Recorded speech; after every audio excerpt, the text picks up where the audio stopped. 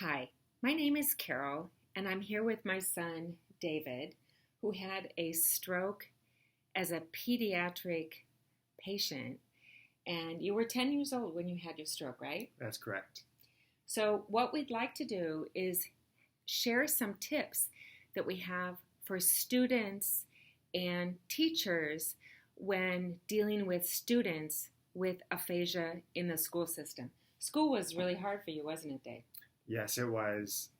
When I first had my stroke, I was globally aphasic, so I couldn't read, I couldn't walk, I couldn't talk. So many of the students in my class, they didn't realize how to cope with someone like me who couldn't do any of those things to communicate.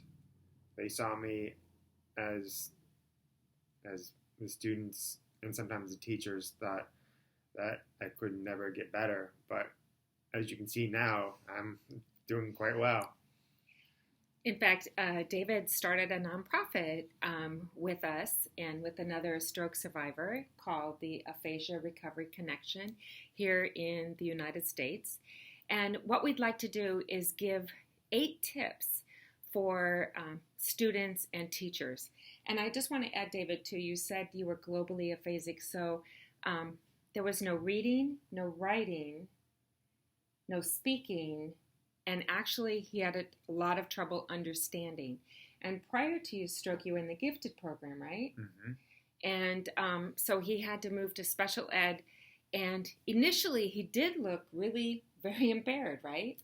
And it took a lot of years for you to improve, but it's really important that especially teachers really believe in their students' recovery, because the brain, especially children's brains, have a great ability to rewire, but we have to support them.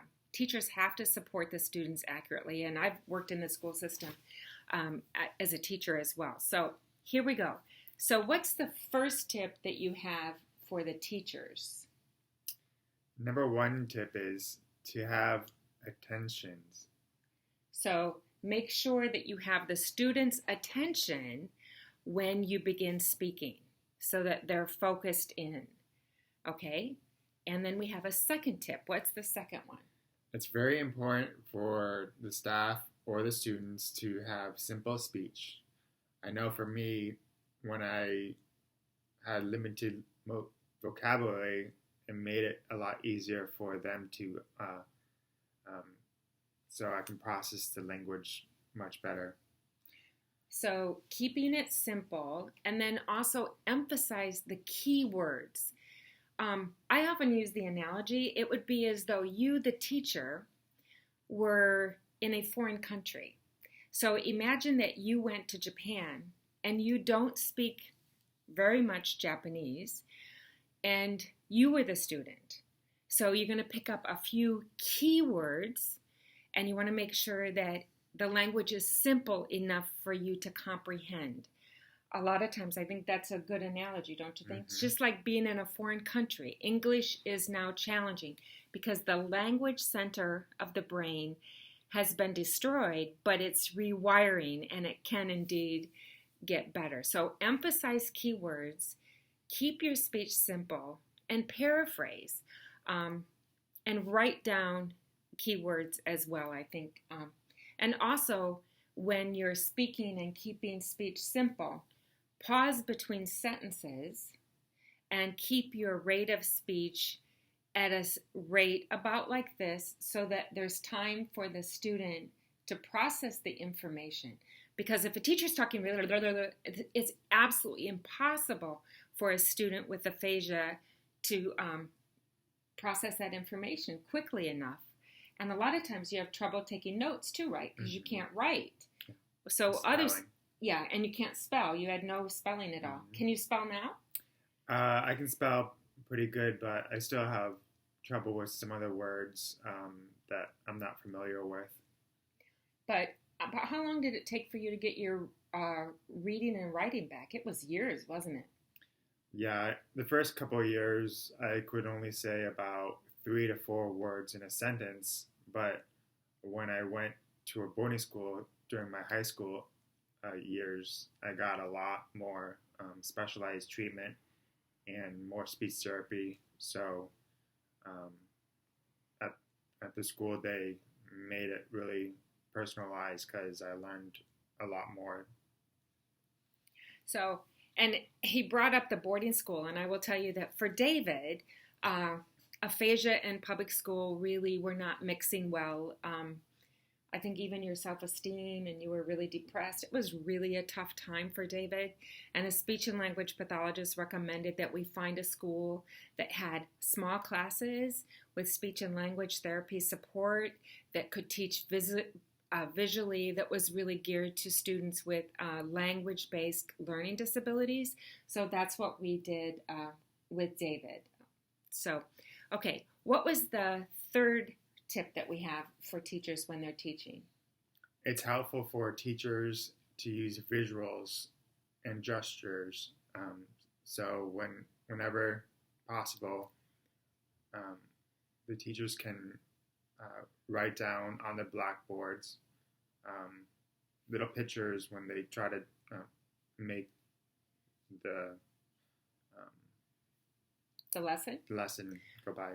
So it goes back, just like we said, if you were in a foreign country, if you're not understanding what's being said, if somebody draws it or uses visuals, the comprehension is much better. And it's the same with aphasia.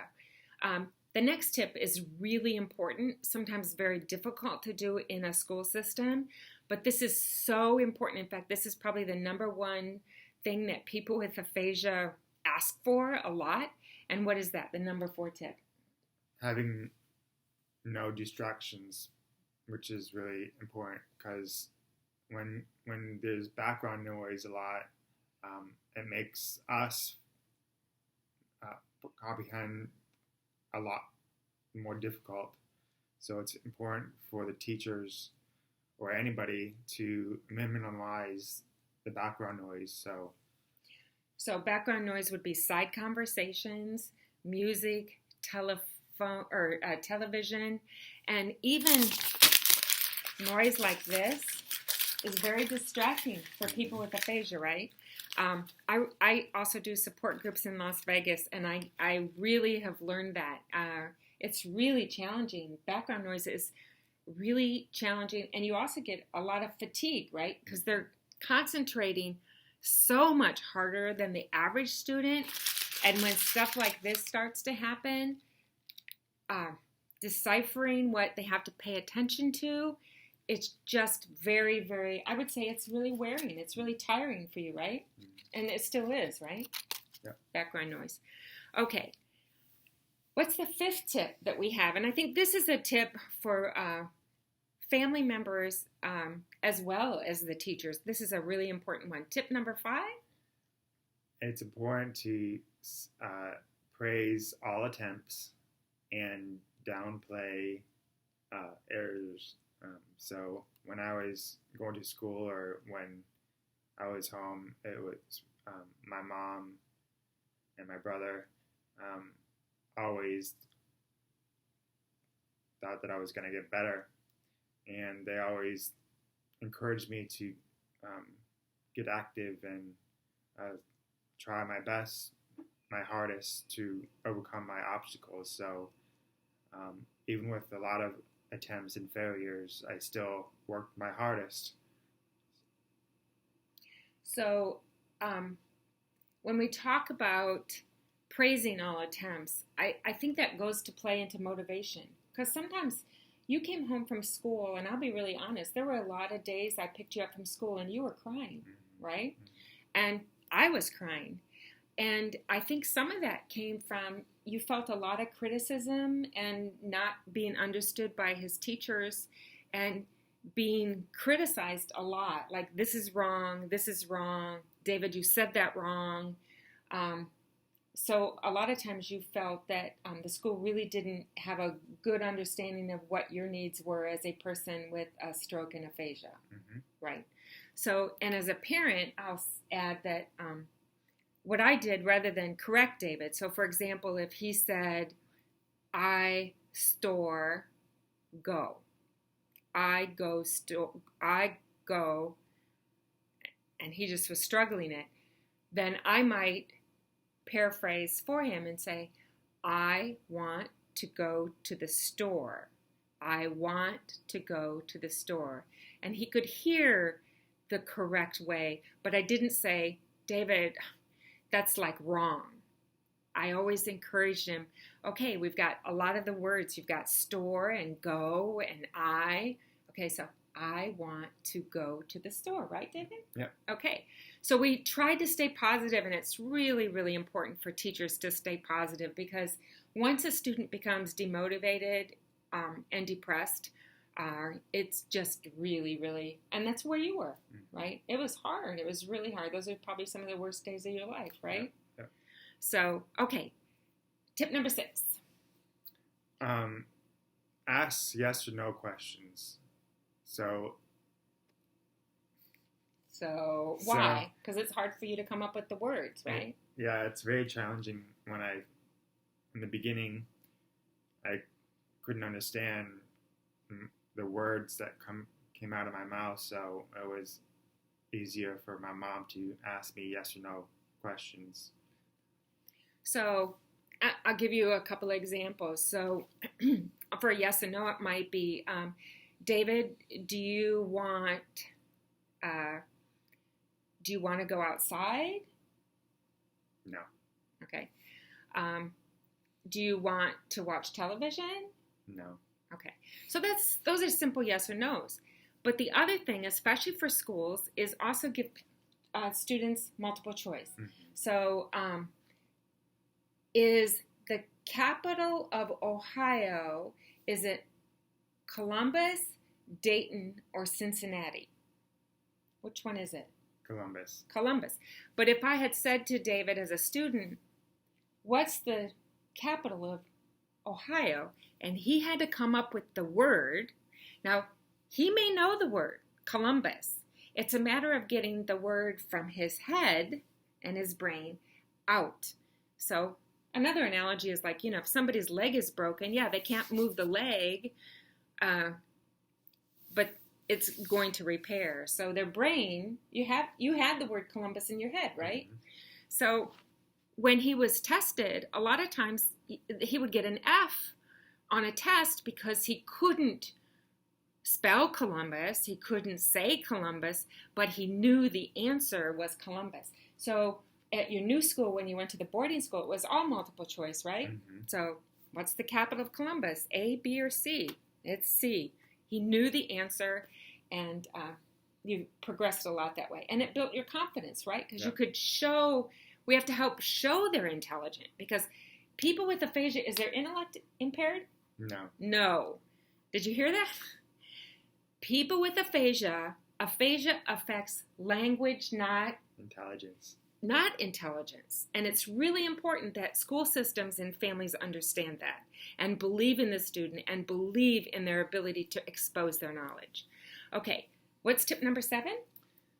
Use technology as best as you can.